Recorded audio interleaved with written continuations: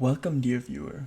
This episode of Pixels Reimagined is brought to you by my first patron, Dr. Drvonkitty, the Abyss Acolyte, which is my $10 tier. And being my only patron, he got to decide what I did for this episode and for the next episode of my general content, not specifically Pixels Reimagined, even though I'm sure that it'll go that way too, unless someone else joins. And so I'm doing Hunt the Wumpus, which I'll elaborate a little bit more on during the drawing because I had never heard of it before, and I'm sure some of you probably hadn't have heard of it before. But yeah, just a tiny plug before we begin. Depending on the tier, you can get a shout out.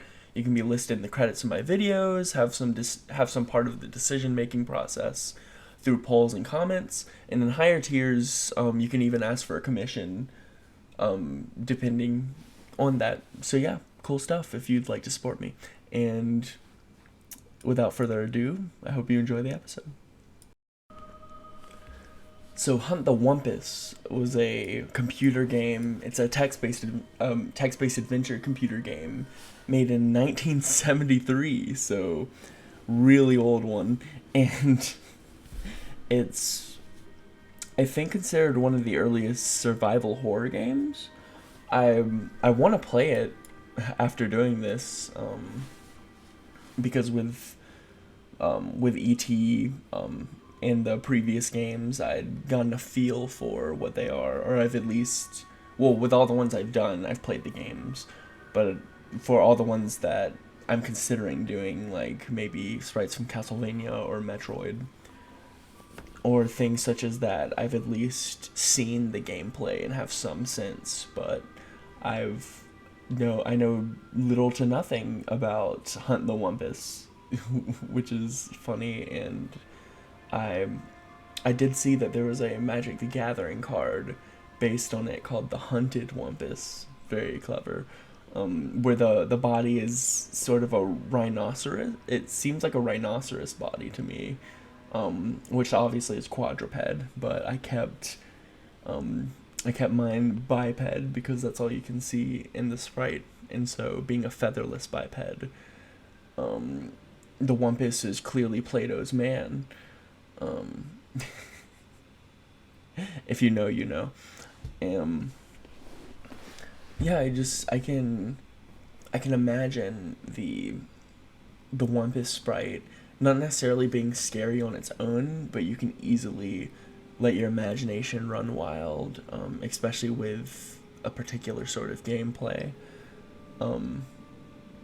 Because I'm definitely of the mind that, because some of the things that have scared me the most have been books or written accounts, and so I definitely think that setting up the atmosphere and the context is almost more important than the visuals, even though I believe that there have been some great haunting visuals on their own.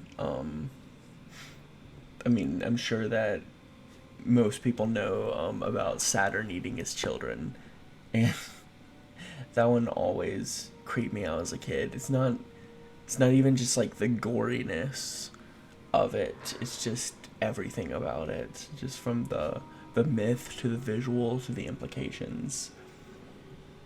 It's really creepy, but I do think that limited. Well, my screen messed up a little bit there. But I'm just gonna move on. I could edit it out, but I guess I'm too lazy. And but yeah, I was saying that I do think that minimal visuals do have this unique power to them, and so you can definitely extrapolate a sort of fear horror from a very limited experience, like with a lot of the Castlevania sprites, based on how they act and the mood and environment, and whether or not they have the ability to kill you or surprise you, kind of adds on to the weight of how you feel towards them, even if they're a very simple design.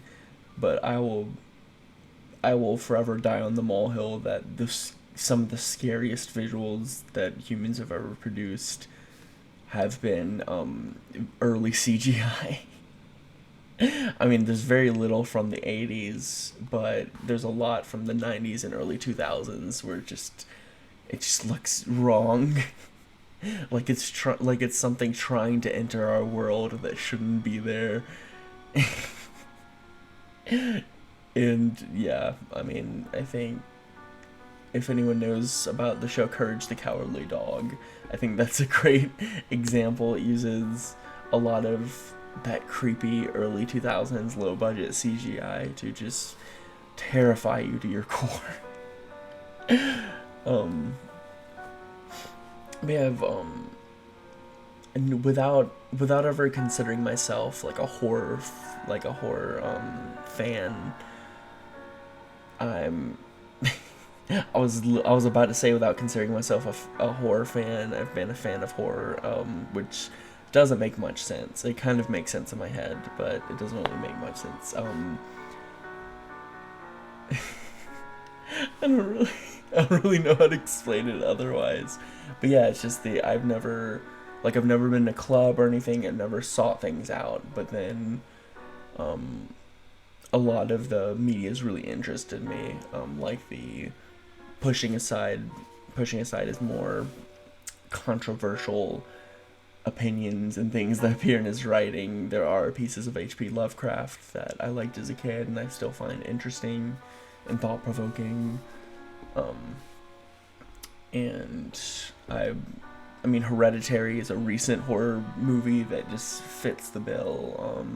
Get Out was really good, and a lot of what I write, I tend to come at it from a horror flair because I think it's easiest to free your mind of plot armor constraints, because then if you're really coming at it from, oh, this could truly be a horrifying experience, it's like anything could happen to your protagonist, and I think starting from there can help almost any sort of story.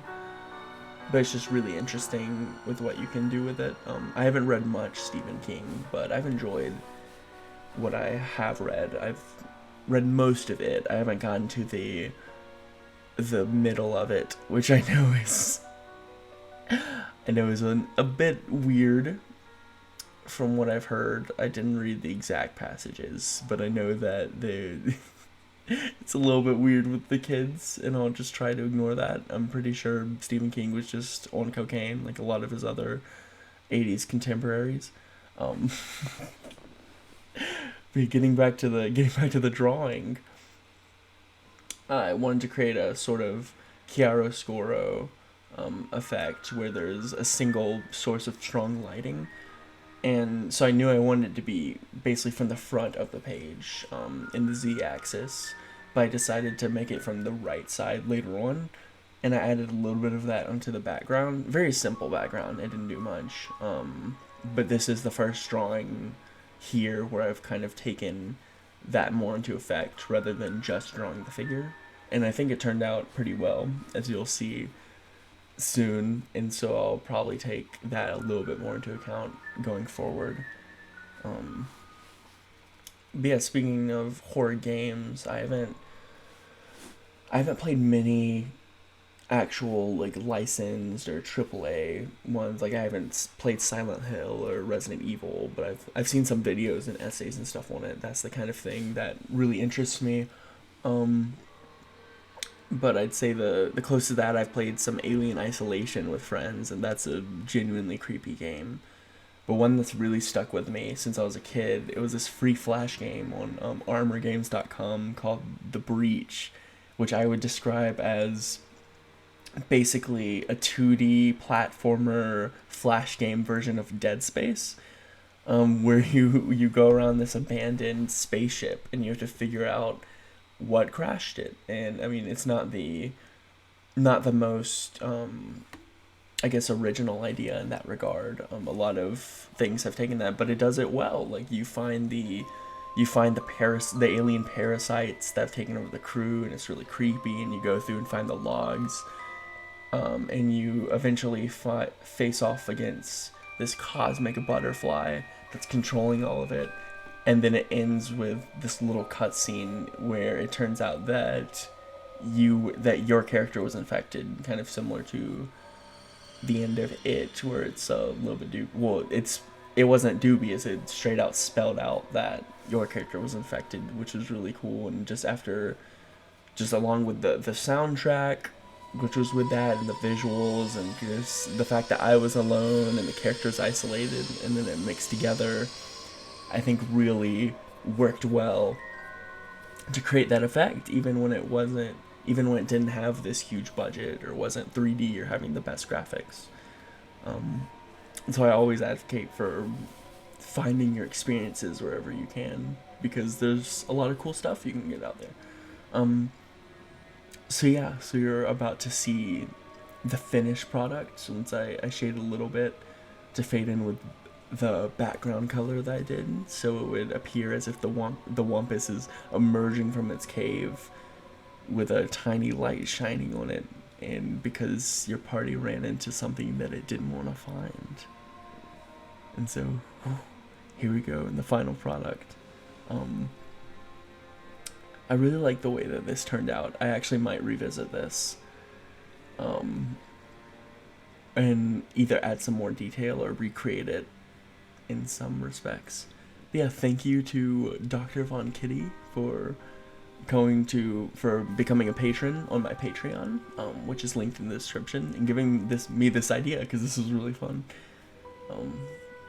So please give it a like if you enjoyed it, and consider subscribing if you'd like to see more videos of the sort. And thank you for watching. Until next time.